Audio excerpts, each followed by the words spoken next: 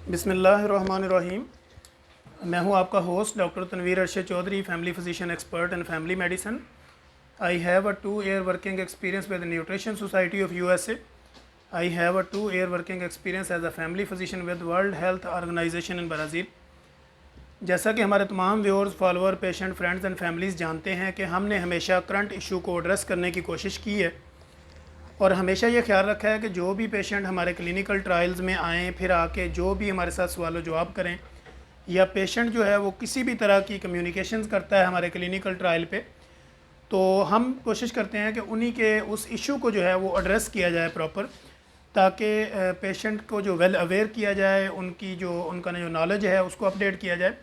तो बेसिकली हमारे जितने भी वीलॉग हैं, जितनी भी हमारी वीडियोस बनती हैं, उनमें हमने कभी किसी बीमारी का प्रॉपर इलाज नहीं बताया।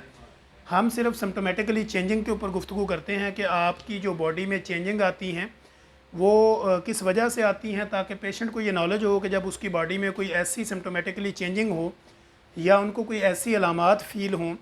तो वो प्रॉपर अपने किस डॉक्टर के पास जाए, किस स्पेशलिटी में जाए। तो इसी को मद्देनज़र रखते हुए हम अपने वीलॉग्स बनाते हैं। जैसे कि आज का हमारा मौजू ये होगा कि बहुत सारे ऐसे पेशेंट आते हैं कि हमारे बच्चे जो है वो प्रॉपर ग्रो नहीं करते, यानी उनका प्रॉपर कद नहीं बढ़ता, या उनकी जिसामत नहीं बनती, या उनके मसल्स वीक हैं, या बच्चा जो है वो मेंटली जो है वो अपने आप को अपनी एज से कम महसूस करता है, या उसमें वो वाली इस तरह की एनर्जी का लेवल नहीं है कि जिस तरह आम बच्चे पेशेंट हमारे पास आते हैं वो कहते हैं जी हमारे साथ वालों का बच्चा और मेरे बच्चे की एज एक जैसी है, लेकिन इनकी एक्टिविटी में फ़र्क आ रहा है, क्योंकि मेरा बच्चा बड़ा ढीला है, दूसरे का बच्चा बड़ा फास्ट है, वो हेल्दी भी है, उसकी ग्रो भी अच्छी है। तो इस तरह हमारे बच्चे की ना तो प्रॉपर ग्रोथ हो रही है, ना ही इसका माइंडसेट उस तरह का है, ना ही ये पढ़ने में इतना एक्टिव है। इसी तरह हमारे पास बेशुमार ऐसी फ़ीमेल्स भी आती हैं जिनकी एज जो है वो 12 ईयर से लेके 18 to 21 ईयर्स, यानी 12 साल से लेकर 18 और 21 साल की बच्चियाँ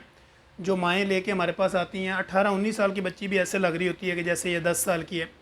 चूँकि वो वीक होती है, कमज़ोर होती है, उसके और भी कई हार्मोनल इशू भी हो सकते हैं। तो हमारे पास जब वो एज ए फैमिली फिजिशियन मेरे पास जब पेशेंट आता है कंसल्ट करने के लिए कि मेरी ये बच्ची की एज देखें, ये 17 साल की, 18 साल की, 15 साल की या 21 साल की है, लेकिन चूँकि ये कमज़ोर बहुत है, खाना पीना जो है जब ये खाती पीती है तो इसको प्रॉपर लगता नहीं है। जो लोग आम अल्फाज इस्तेमाल करते हैं कि खाते तो बहुत अच्छा है लेकिन इनको लगता नहीं है, तो फिर हम पेशेंट की जब गाइडलाइन देते हैं तो हम उनको ये समझाते हैं कि देखें आपके बच्चे की ग्रो प्रॉपर नहीं हो रहा,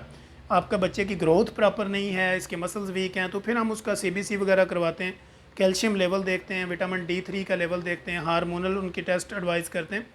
तो ये सारी सूरत हाल देखने के बाद जब हमें पता चलता है कि बच्चे का जो है वो कैल्शियम लेवल बहुत कम है, विटामिन D की डेफिशिएंसी है, उसके साथ साथ आयरन की डेफिशिएंसी है, तो ऐसी सूरत हाल में क्या होता है कि जब आपकी बॉडी में आयरन भी कम हो, कैल्शियम भी कम हो, विटामिन D3 का लेवल भी कम हो, तो ऐसी सूरत हाल में आप खा तो रहे होते हैं लेकिन आपकी प्रॉपर बॉडी के अंदर ना तो कैल्शियम उस कैटेगरी का जा रहा होता है, और ना ही जो आपकी बॉडी में कैल्शियम जा रहा और होता है उसकी यूटिलाइजेशन आपकी बॉडी में प्रॉपर हो रही होती है। तो इसकी वजह से जब आपकी बॉडी में आयरन की भी कमी होगी, आयरन बेसिकली आप ऐसे समझ लें कि फ्यूल है, जैसे आपकी गाड़ी फ्यूल के बगैर नहीं चल सकती, इस तरह जब आपका HB लेवल लो होता है, ब्लड की कमी होती है, आयरन डेफिशिएंसी होती है, तो सेम यही कंडीशन होती है कि आपकी बॉडी के जो प्रॉपर आर्गन ने फंक्शन करना होता है, जो आपकी बॉडी के अंदर सर्कुलेशन का एक निज़ाम होता है, जहाँ आपकी बॉडी के आर्गन जितने भी हैं उनको प्रॉपर खून की सप्लाई ना होने की वजह से, या उसमें वीकनेस होने की वजह से, या आयरन डेफिशिएंसी की वजह से, या कैल्शियम प्रॉपर ना जाने की वजह से वो उस तरह की ब्लड सर्कुलेशन नहीं होती, आपके मसल जो है वो उस तरह ग्रोथ उनकी नहीं हो रही होती, आपकी हड्डियाँ जो है वो उस तरह की ग्रो अप नहीं हो रही होती, हड्डियाँ आपकी कमज़ोर होती हैं। तो ऐसी सूरत हाल में जब हम उनको गाइडलाइन देते हैं कि ये वजूहात हैं, अब इनका जो है वो प्रॉपर आपको गाइडलाइन हम दे रहे हैं कि इनकी डाइट का ख्याल आपने कैसे रखना है, खाने में इनको क्या चीज़ें देनी है, क्या चीज़ें नहीं देनी। अब उसमें क्या होता है कि सबसे पहला जो सवाल जब हम बच्चियों को ये कहते हैं कि बेटा आपने, बच्ची हो या बच्चा हो, जब हम उनको कहते हैं कि बेटा आपने फ्रूट ज़्यादा इस्तेमाल करने हैं, वेजिटेबल आपने लवर बनना है और फ्रूट लवर बनना है, जूस लेने हैं, आपने कोल्ड ड्रिंक वगैरह, फास्ट फूड, तली हुई चीज़ें, पराठे, स्पाइसी चीज़ें, बेकरी आइटम्स, स्वीट्स, इनको आपने छोड़ना है, और 35 से लेके 45 मिनट तक रेगुलर आपने एक्सरसाइज करनी है, ताकि आपकी बॉडी जो है वो एक नॉर्मल पोजीशन पे आए, इस तरह आपका मसल्स ग्रो करें, नर्व ग्रो करें, आपकी हड्डियाँ जो है वो उनकी ग्रोइंग सही तरह से हो, आपका ब्रेन प्रॉपर डेवलप हो और आप एक नॉर्मल लाइफ में चले जाएँ। तो ऐसी सूरत हाल में जब हम बच्चों को ये कहते हैं कि आपने फ्रूट जूस फिर इस तरह की कोल्ड ड्रिंक वगैरह बंद रखनी है, तो बच्चे सबसे पहले कहते हैं कि ना तो मैं फ्रूट खा भी नहीं सकती, मैं फ्रूट खा भी नहीं सकता, या प्रॉपर मैं खाती हूँ या खाता हूँ तो मुझे फ्रूट से एलर्जी है। तो अब फिर हम माँ बाप को कहते हैं कि भाई देखिए हमने चीज़ें तो डेवलप करनी है, मेडिकेशन तो हमारे पास हज़ारों किस्म की होंगी, हम मल्टीविटामिन्स देंगे, कैल्शियम देंगे,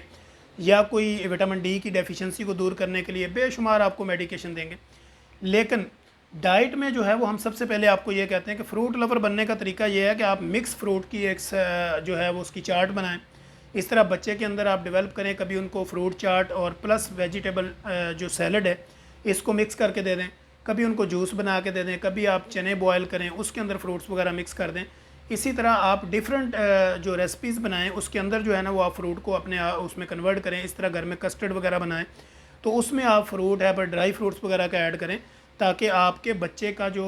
माइंड सेट है वो चेंज हो और उसकी ज़ुबान के जो टेस्ट हैं वो प्रॉपर उसके साथ जो वेजिटेबल अटैच करे, अपने फ्रूट्स अटैच करे, मिल्क ऐड करे। बहुत सारे ऐसे बच्चे भी हमारे पास आते हैं जो डेयरी मिल्क वगैरह यानी दूध से बनी हुई अशिया आज की नौजवान नस्ल बिल्कुल इस्तेमाल नहीं कर ली, ना तो उसमें दही लेते हैं, ना लस्सी का इस्तेमाल है, ना दूध का इस्तेमाल है। ये चीज़ें इस्तेमाल ना करने से जो आपकी बॉडी का एक नेचुरल प्रोसीजर है, नेचुरल एक अमल है, कुदरती आपकी बॉडी की तोड़ फोड़ है, वो सब में रुकावट आती है। इस तरह आपका कद नहीं बढ़ता, फिर आपकी हाइट छोटी रह जाती है, आपका माइंड जो है ना वो प्रॉपर डेवलप नहीं होता, आपके मसल्स और हड्डियाँ प्रॉपर डेवलप नहीं होती,